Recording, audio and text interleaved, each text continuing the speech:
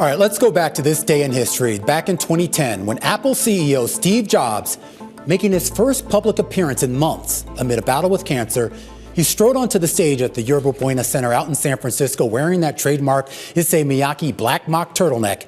And instead of saving the best for last, as he normally would do, he decided less than 10 minutes into his 90-minute presentation to reveal what by then was one of the worst kept secrets out there: the introduction of the Apple iPad, a 1.5-pound, half-inch thick $500 tablet that Jobs claimed creates an entirely new category of devices. Now, it was not the first tablet. This is Apple we're talking about after all. But the iPad, it was a bit odd. In fact, it was not nearly as powerful as the old stripped-down PC tablets that Microsoft had experimented with in the year 2000. And the iPad was double the price of the black and white e-readers like the Kindle that were growing in popularity.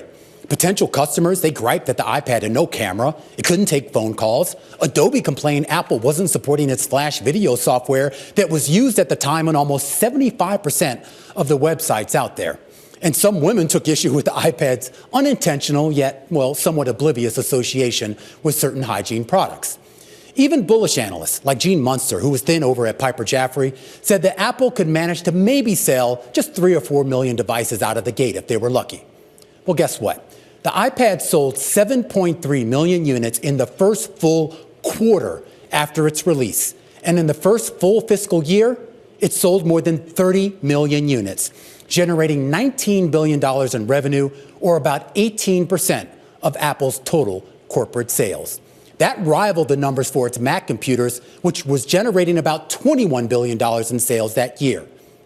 Now, for all the success of the iPad, its launch turned into a sad footnote for Steve Jobs, who would make what ended up being his last keynote speech for a major new Apple product introduction.